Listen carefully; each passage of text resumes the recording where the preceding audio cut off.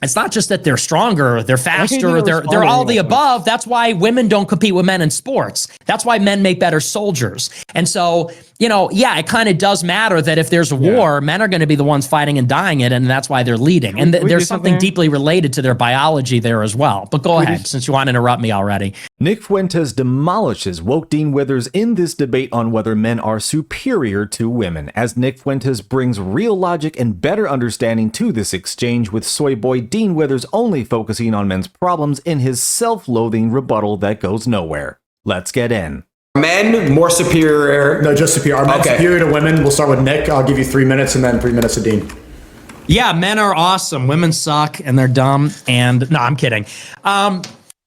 Yeah, the thing is, though, men obviously were made to lead, and I do think that women should have a secondary role in society. I think that's absolutely true. I do believe in a fundamental equality between man and woman. You know, the Bible says that God created them man and woman, so we're both created with dignity and should be respected, and there's an equality before God that we both have. But we were created with two distinct and different natures. You know, they are two essential. Maleness and femaleness are essential about a person. They're essential to the soul. They're essential to the body. They come with a function. They come with a particular anatomy. They come with a brain chemistry. And as such, those things have social roles. The idea that, you know, these clearly two distinct categories, two essential types of people would be treated precisely the same or exactly the same in society, it belies the fact that they have two different natures. And I think it's obvious that men are celestial, they're individualists, they're rationalists, they're leaders, they're risk takers. They should be working, fighting, running society. Women are terrestrial, they're nurturers, they're caregivers. They should be the mothers. I don't think that they should be necessarily precluded from working. But I think that they should be encouraged first and foremost to be mothers for their benefit and for the benefit of society as a whole. And that's kind of the gist of my position. Okay, so I have an opening statement. I guess I'll use it up. My position's pretty clear. No, one human being does not have more intrinsic moral value than another human being.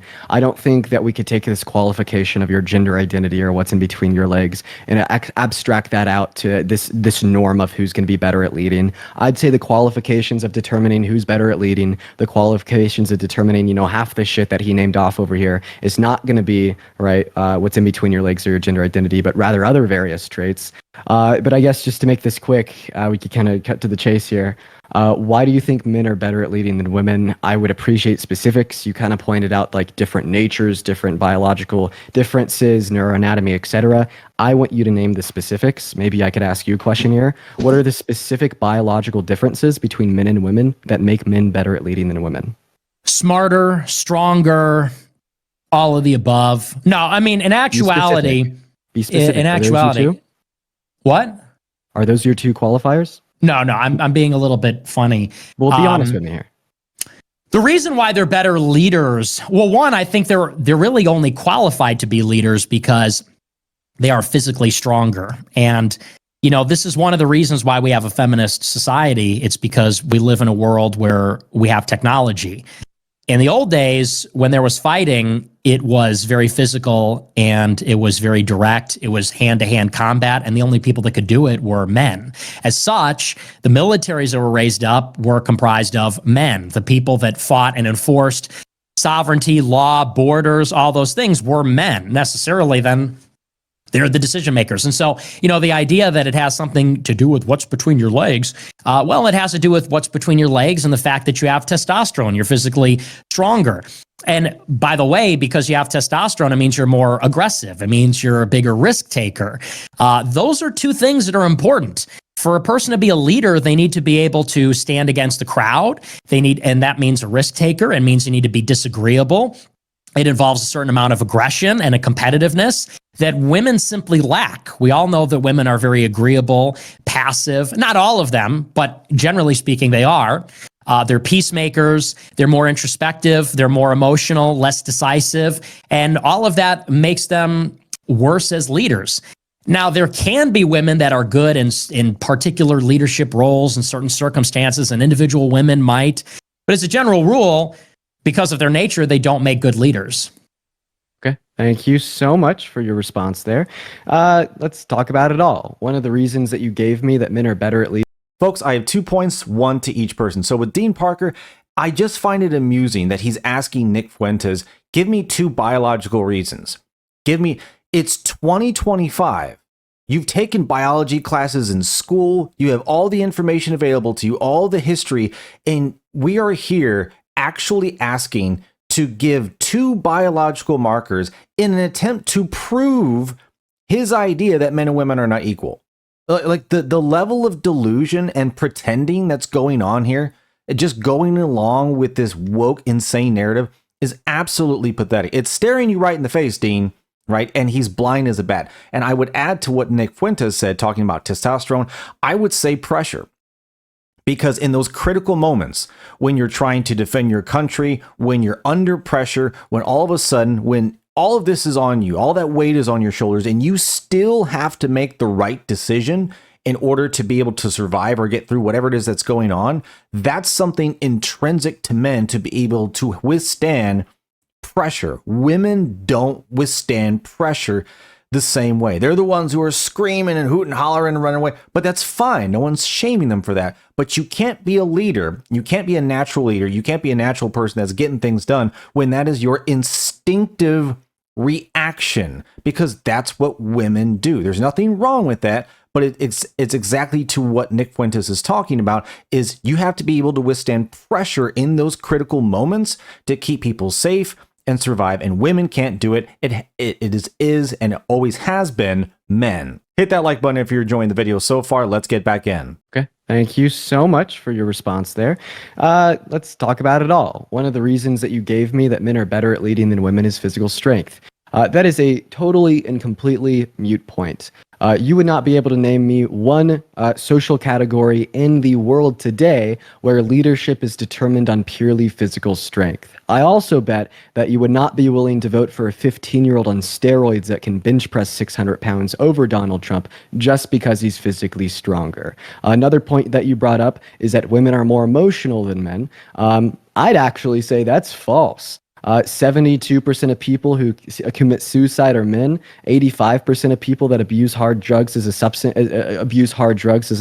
an emotional reaction to like particular external stimuli are men. We see that 95% of violent crimes are committed by men. We see that men are much more likely to start wars, to start genocides. We see that men are much more likely to engage in irrational, risk-adverse activities such as drunk driving, reckless driving, or gambling. Meanwhile, we see women have a higher IQ and EQ on average. Women outperform men in the context of school, going to it more, getting better grades and better degrees. And we see that women can actually deal with stress better than men. And that's one of those biological predispositions that you were talking about. Women have thicker dendrites in their neuroanatomy compared to men, for the reason being that evolution has designed women to deal with childbirth, okay? Right? And that made them deal with stress better as well. That's why we see that female surgeons outcompete male surgeons. The JMA and the AMA did a massive study on 1.7 million patients on 6 continents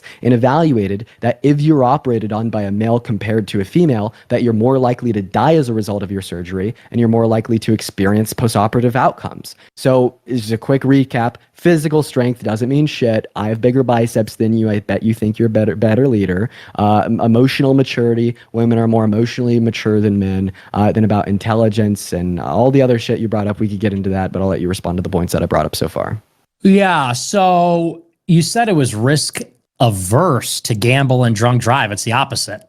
You said men are more willing to drunk drive and gamble. Those are risk-taking activities, and risk-taking is fundamental in leadership. Yeah, that's why, yeah, well, fair enough. And that's why, the richest people in the world are all men, because the entrepreneurs are men, because an entrepreneur is a risk taker.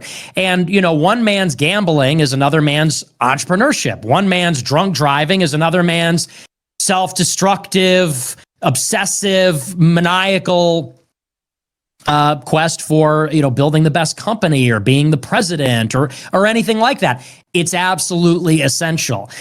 With regard to higher IQ and EQ, It is true that on average women have a higher IQ, but it's also true that the distribution is different. There's more geniuses among men. I mean, the curve, if you will, is flatter. So there's more men that are on the left side of the curve. There's more men on the right side of the curve.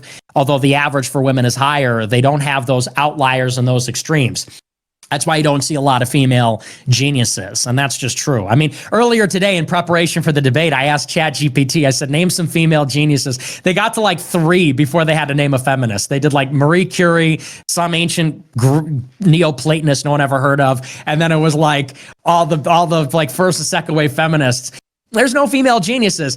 There's very few female billionaires that didn't get their wealth outside of divorce. There's very few female heads of state. People say that's oppression, it's misogyny, and we all know it's because they're not risk takers, they're not tough. With regard to they handle stress better, yeah, maybe certain kinds of stress, but I think we all know women, and I think we all know that when women are put in stressful situations, they my crumble. God. They So cry, they get upset, they freak out, they call their boyfriend, they call their father. Hang on. I'll let you go on. And you said that ridiculous stuff. Hang on, let me finish.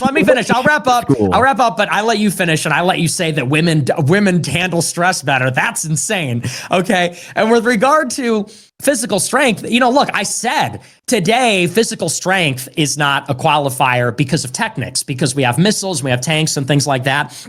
But the point is, it used to be the case that what qualified you to lead is that you would go out there and be doing the fighting and all of that. And that is still true. It's not necessarily true in the United States, but it is still true in other countries. In countries like Israel, for example, or Iran, their presidents and their ministers are frequently military leaders that are actually having to be in the tanks and in the battlefield. And, it's hard to be in the battlefield when you get your period. It's hard to be in the battlefield if you're pregnant or something like that. Men don't get pregnant. Men don't get their period. Men are physically stronger.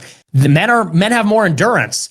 That's why, by the way, it's not just that they're stronger, they're faster, they're all the above. That's why women don't compete with men in sports. That's why men make better soldiers. And so, it kind of does matter that if there's a war, men are going to be the ones fighting and dying it, and that's why they're leading. And there's something deeply related to their biology there as well. But go ahead, since you want to interrupt me already.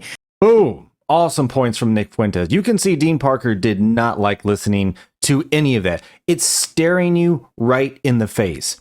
Men are stronger, they are faster, they are more capable, they handle pressure better. This is why we have differences in the sports, because we recognize the difference in the genders. We know men handle pressure better. Look, if we didn't have 5,000 years of recorded human history to show and prove why men are superior, then what else do you possibly need? You can't find a single civilization where women were running the show. And Dean Parker also wants to say you don't need physical, ability. Really? Like, you think that doesn't matter in the military or daily life? Who's fixing all the equipment? Who's building it? Who's moving it? Who's working long hours?